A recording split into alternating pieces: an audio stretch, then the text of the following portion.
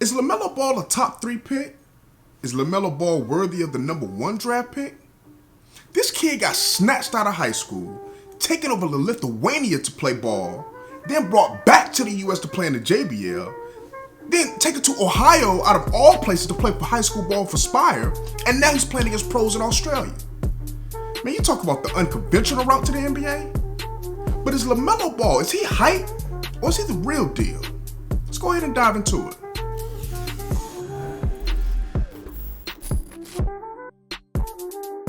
Welcome back to Journey of a Ballaholic, the best talk show for basketball addicts. I'm your host, General Hannibal X. Now in this journey, we're going to be discussing the internet sensation that is Lamelo Ball, the youngest of the Ball brothers. Now we all remember a couple years ago when LeVar Ball, the father of the Ball brothers, came out and announced to the entire world that his oldest son, Lonzo, was better than Stephen Curry. I know, that wasn't the only outlandish thing he said. He said he could beat Michael Jordan one-on-one and a whole bunch of other stuff.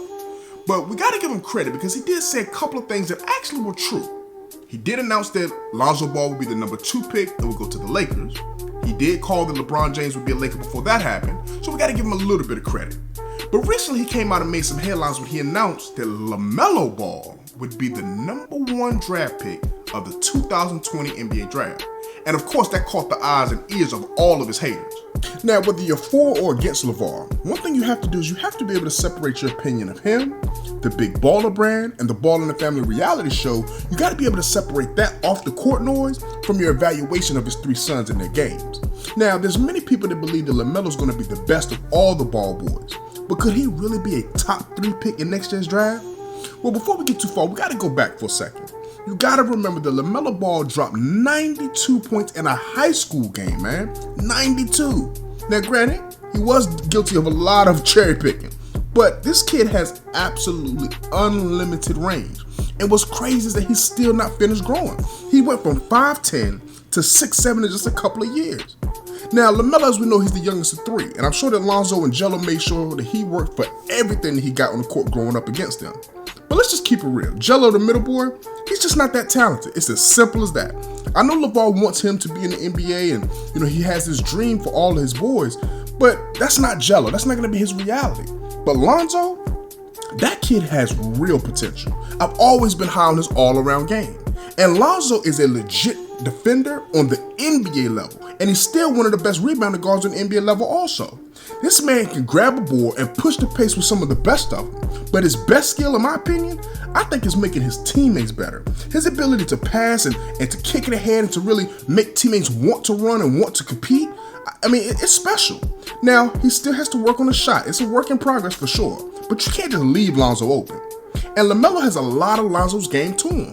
He's a really good rebounder at the guard position. He's a willing and accurate passer just like Lonzo. But what separates these two, what truly separates them is their shooting. Lamelo is an absolute bona fide sniper from all over the court.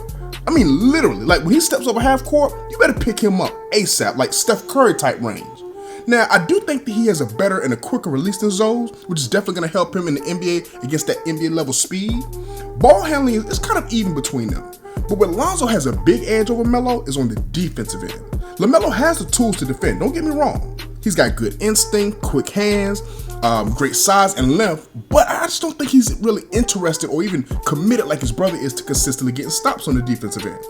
Lonzo was the number 2 pick in a very strong draft, and LaMelo's going to be competing for a top spot in a solid class himself.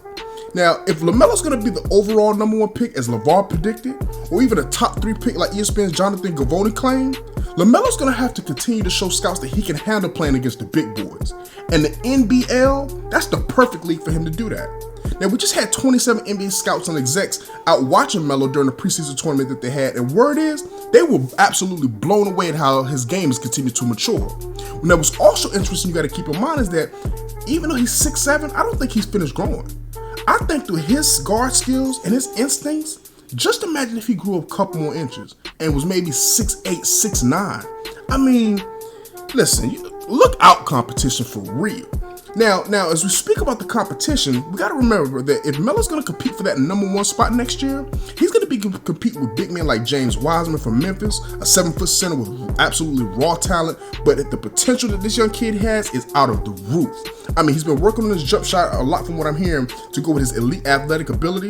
Then you got a guy like Georgia guard Anthony Edwards, whose highlight reel is absolutely eye-popping. He's strong, insanely explosive off of either 1 or 2 feet, and he already has an NBA body. You got North Carolina point guard Cole Anthony. This little kid here, I love him. His confidence and his skill set, it just seems to keep rising week after week. I love his all-around game. I think he has superstar literally written all over him. And of course, you can't forget about RJ Hampton. He's similar to Lamelo in the Hampton bypassed playing in college to choose to go overseas and compete against international competition. Now, all 4 of these guys, plus there's going to be others, are going to be in discussion for that top 3 pick. So when you think about it, like, where does Lamelo stack up against these guys? That kind of remains to be seen. But I think that this upcoming season is going to go a long way to shorten out who the best prospect is of that 2020 class. My guess, if I had the number 1 overall pick, now this is clearly depending on my current roster. If I got legit guards like if I'm Cleveland or Atlanta and I need a big, then it's James Wiseman without a question. He's worthy of the number 1 pick. But if I'm a team like the Bulls that has legit bigs and I can use a perimeter player, then for me it's Anthony Edwards, no doubt. But after those 2, who I think are really kind of a tier above everybody else, that's when you have to kind of start deciphering between 3 lead guards. You got Lamelo Ball, as we talked about, Cole Anthony, RJ Hampton. And if I'm left picking between those 3, I'm not going to be that GM that's going to pass up on a 6'7" or possibly taller point guard in Lamelo Ball, who reminds me of a young Penny Hardaway with his ability to pass and score at 6'7". Once again, you got to separate his father's marketing and antics and watch the kid play. Lamelo is the real deal. Now, granted, you can't go wrong with Cole Anthony number 3. Now, despite him being a Tar Heel, I love this kid's game. But for today's NBA, a league that has become positionless, man, give me a big scoring guard that can handle and pass like a point. So what do you think? You think Lamelo Ball could be the overall number 1 pick in the 2020 draft? What about top 3 or even top 5? I mean, hell, do you even have him as a top 10 prospect? Where do you rank Lamelo Ball amongst the 2020 NBA class? Go down to the comment section below and let me know. As always, I want to thank you for coming to take a look at this video. Please consider subscribing to the channel, hit that like button, and you got to make sure you tap that notification bell if you do subscribe so that way you'll be updated for all the new videos that I drop, which is every Monday and Friday at 6 p.m. Eastern Standard Time.